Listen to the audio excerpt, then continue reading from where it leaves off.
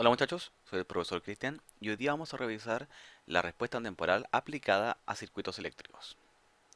Tenemos entonces que un sistema se puede dividir en dos partes principales, una que va a ser la entrada del sistema y otra parte que va a ser la respuesta del sistema ante esta entrada.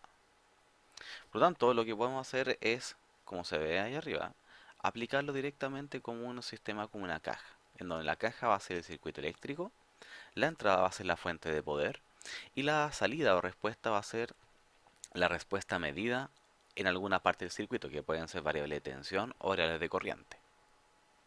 Desde el punto de vista de sistemas, podemos decir que la entrada va a ser la energía aplicada al sistema y la respuesta va a ser la reacción o respuesta del sistema ante este estímulo o energía aplicada.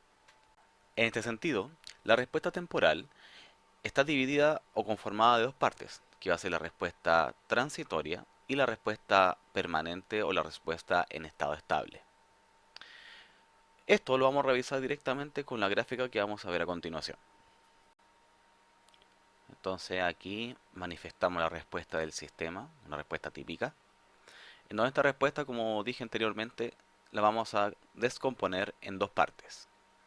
Entonces aquí vamos a descomponerla, en donde esta primera parte va a ser la respuesta transitoria, que es la parte de la respuesta de un sistema que se presenta cuando hay un cambio en la entrada y desaparece después de un intervalo de tiempo. Esta parte la vamos a llamar respuesta transitoria.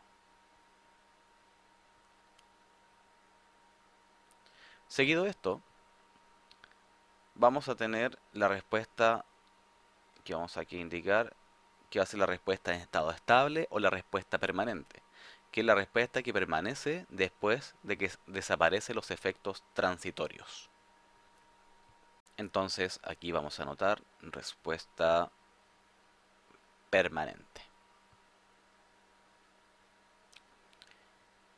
o en estado estacionario.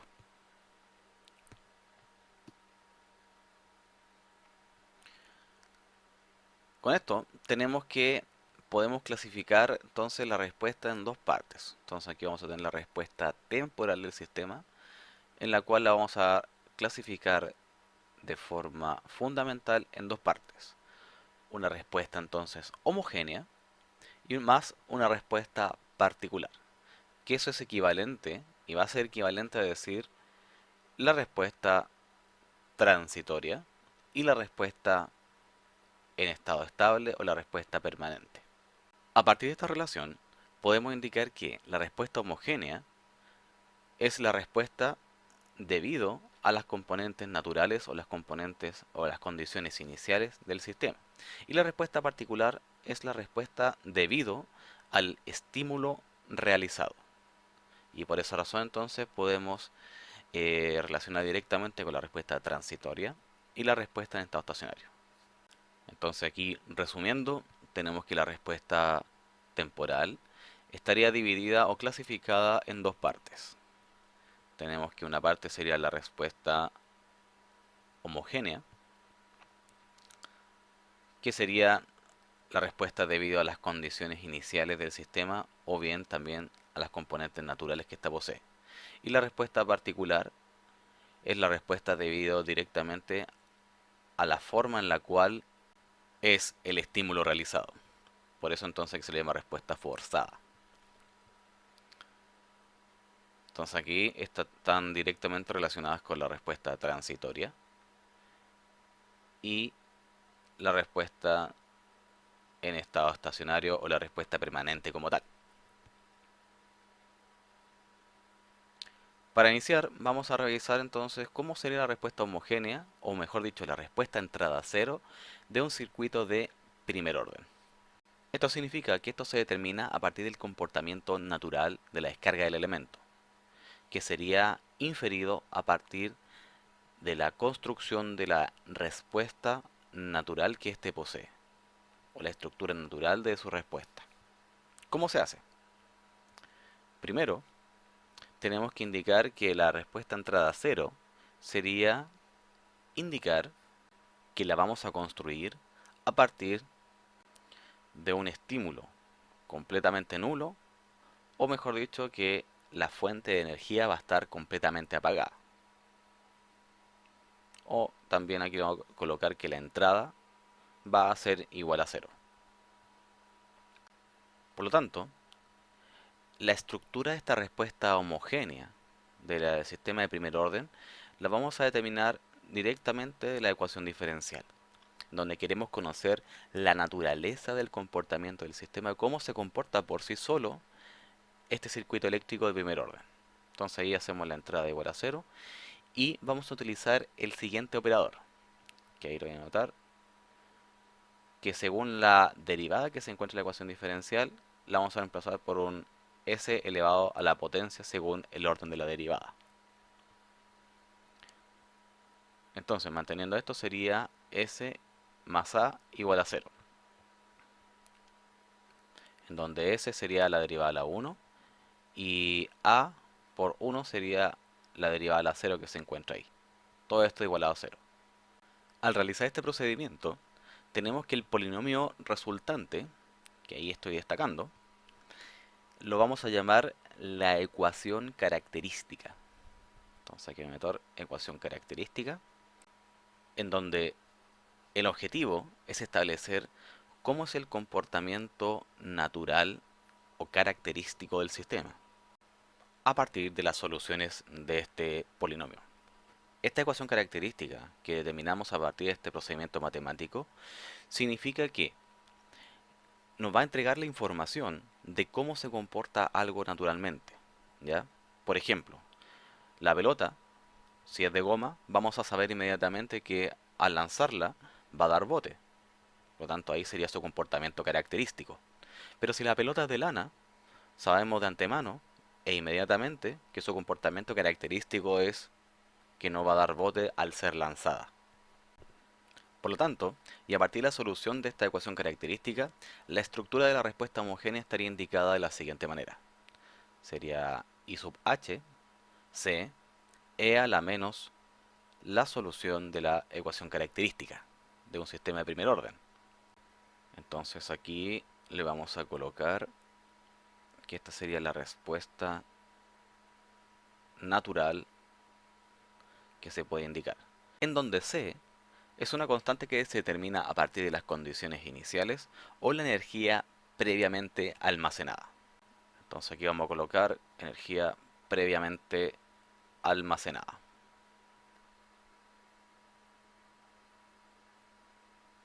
Si aplicamos esto a un circuito de primer orden, que podría ser un circuito RC,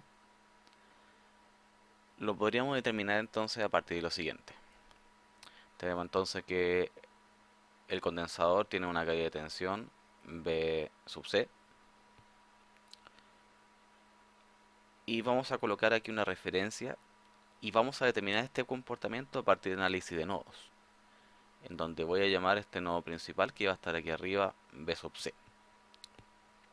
Entonces consideraríamos todas las corrientes salientes positivas a partir de este nodo de no referencia, donde estaría saliendo I sub R, corriente de resistencia, e I sub C, corriente de capacitor, hacia la referencia o tierra. Entonces colocamos acá por nodos o análisis de nodos, en donde vamos a establecer la sumatoria de corrientes salientes y sumatoria de corrientes entrantes, en donde la corriente capacitor sería igual a la capacitancia por la razón de cambio de la tensión de capacitor con respecto al tiempo. Y la corriente de la resistencia, siguiendo la ley de Ohm, sería voltaje de nodo dividido por la resistencia eléctrica, igualando todo a las corrientes entrantes. Entonces con esto vamos a acomodar un poco la ecuación diferencial resultante, dividiendo todo por C. Entonces sería dVc en dt más el voltaje capacitor dividido por RC. Entonces colocamos RC igual a 0. Si obtenemos entonces a partir de esto la ecuación característica, estaría dado por lo siguiente. Sería S más 1 partido RC según el operador que habíamos indicado. En donde la solución de esto sería S sub 1 igual a menos 1 partido R por C. Entonces aquí tenemos que indicar que la carga inicial del condensador en el instante de tiempo T sub 0 estaría dada por lo siguiente. Voltaje capacitor en T sub 0, vamos a colocar una constante que va a ser voltaje V sub 0, indicando el estado inicial de carga de este condensador.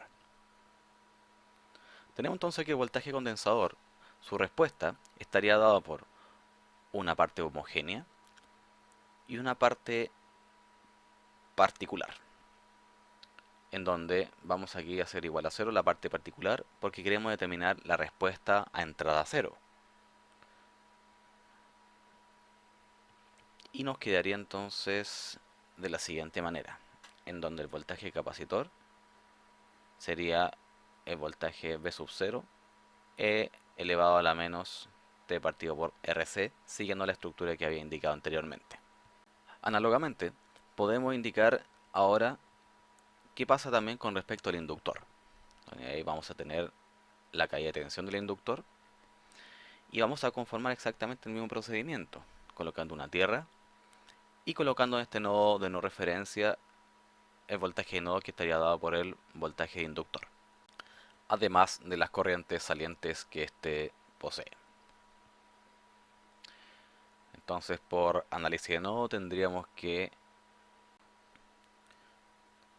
la corriente de la resistencia sería el voltaje de nodo dividido por la resistencia. Entonces aquí colocamos voltaje de nodo dividido por la resistencia.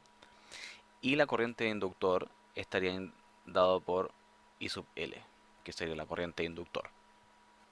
Todo esto igualado a cero, dado que no hay corriente entrante. Tenemos entonces que, con respecto al modelo del inductor, tenemos que el voltaje del inductor estaría dado por la razón de cambio de la corriente inductor con respecto al tiempo, además de su inductancia. Esto lo vamos a utilizar para evaluar directamente sobre el voltaje de inductor como indico aquí a continuación. Entonces ahí sería L partido por R por la razón de cambio de la corriente de inductor con respecto al tiempo, más la corriente del inductor. Todo esto igualado a cero. Entonces aquí vamos a colocar más la corriente de inductor igualado a cero. Entonces aquí vamos a acomodar multiplicando todo por R partido por L. Ahí acomodamos un poco la expresión y nos quedaría la razón de cambio de la corriente de inductor con respecto al tiempo, más R partido por L de la corriente de inductor igualada a cero esta expresión.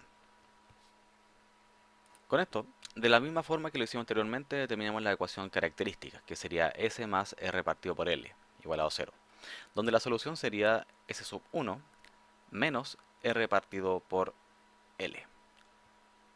En este sentido, entonces también vamos a dejar establecidas las condiciones iniciales de este sistema, que sería la carga inicial que va a tener el inductor en un instante de tiempo t sub 0.